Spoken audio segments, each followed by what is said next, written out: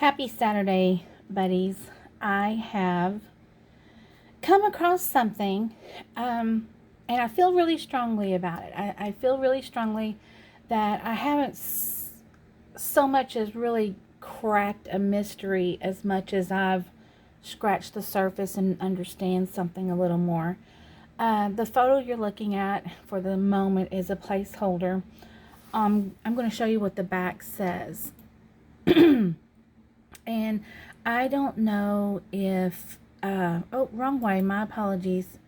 I don't know if my grandmother wrote this or if my great-grandmother wrote this. My great-grandmother was Maud Myrtle Mabry, and she married Joe Toomer. You see the word Joe Toomer right there. So I don't know if this is actual or not. It says road building 1898. Joe Toomer is the little boy with Grandpa Charlie Ware.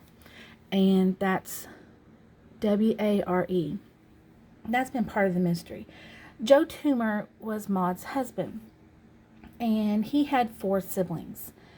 And as the story goes, and I've gotten the story from a distant cousin. It's been verified by her, whose father was Joe's brother. It's been verified by her, and it's also verified in an oral history that my aunt gave her son, my cousin, when he did a family history project back in the 80s, maybe early 90s. And it says the story of my grandfather, Joe Toomer, was that he and his 4 siblings was put into the back of a wagon by their parents, John Toomer and Leela, I think, or Lena Armstrong Toomer, and they were driven down by the river, and they had them get out, and then they left and were never seen again. They were literally abandoned. The story goes that this happened in 1900. Of course, that could be wrong because it's oral history coming from little kids who became adults, and who knows if their times were right or not. So that's what makes me wonder if this is correct or not, because it says 1898, and Joe Toomer was adopted by a man named, not adopted, but became a guardian by a man named Charlie Ware. So I don't know why it says grandpa. Maybe this is his wife referring to his father as their children's grandpa, maybe. And in the photo, if it is 1898, I don't know how to make this bigger for it to be seen. That's the little boy there, and that's supposedly my great-grandfather, or grandfather, Joe Toomer, and his guardian, Charlie Ware. I just don't know how accurate this is, because the thing I found last night was a census, and it's the first one I've ever found with him on before he became married in the 30s, I believe, or 1919, I can't remember. So I don't know exactly how accurate this photo is. That could be Joe Toomer, and that could be his guardian, Charlie Ware, because if he was an abandoned child at 10 or 12 years old, maybe he was not very well taken care of and had stunted growth. So this is just me trying to piece something together, but I think this is an amazing photograph.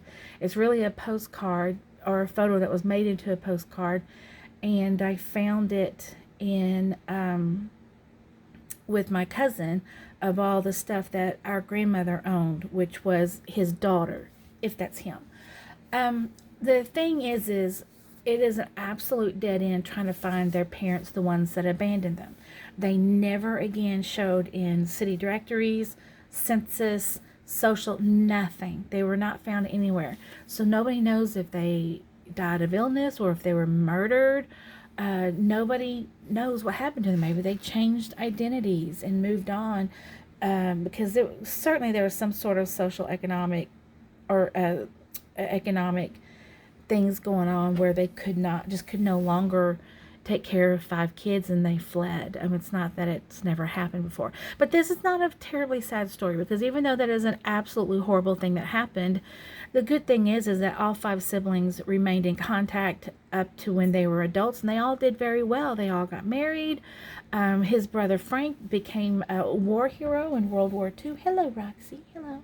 The doggy came in to see what Aunt Sarah's talking about. So because that's a dead end, I thought, well, what about the family that took care of them? That'd be interesting to know about them. So the oral history from my distant cousin was just a very general thing. The boys were taken into families to work on the farm. The 2 girls went to an orphanage. That was just the bare bones. So I revisited the oral history, and had my magnifying glass, and I was looking hard, and I noticed something I'd never seen before.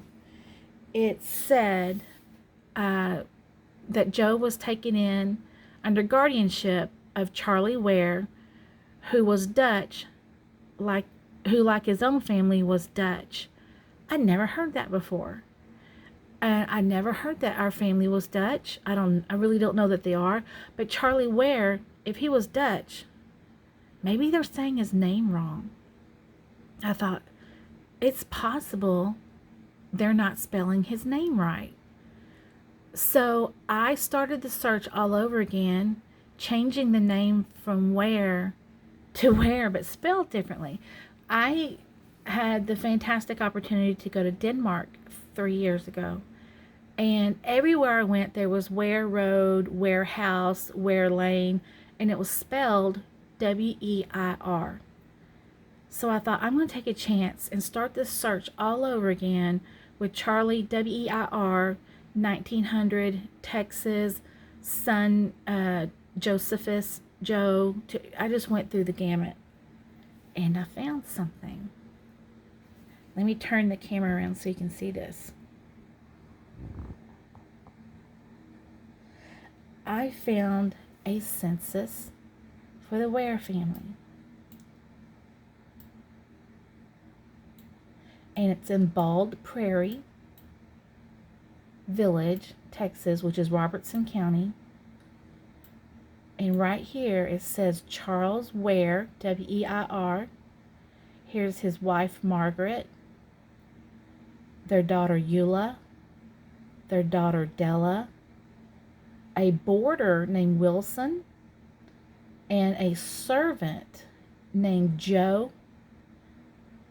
And the listed says Tunson, and it does look like it spells Tunson, but I thought that's just too much of a coincidence. It's not his son, it's not a son-in-law, and the names all match. It's the 1900 census. It says his date of birth was 1888. That's Toomer's date of birth, 1888. It says he was 12 years old. That's how old he was in 1900. It says his date of birth was March. That's Grandpa's date of birth. So I really think I found the census for the family that took my great-grandfather in when his real parents abandoned him and his siblings. I just thought this was an absolute amazing find. I'm going to go back over to the other screen. Try not to get vertigo.